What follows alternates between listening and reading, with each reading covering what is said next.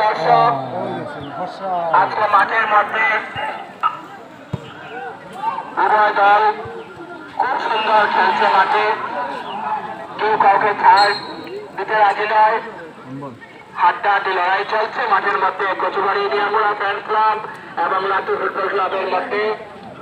মাঠের দায়িত্বে আছেন আমাদের কমিটির কর্মকর্তা কর্মকর্তাকে সাধারণ সদস্য পর্যন্ত সবাই মাঠের দায়িত্বে আছেন আজকে, যাতে মাঠকে শান্তি শৃঙ্খলা এবং সুনিশ্চিত করা যায় সেই ব্যাপারে লক্ষ্য রেখে 5 নম্বর 10 থেকে 16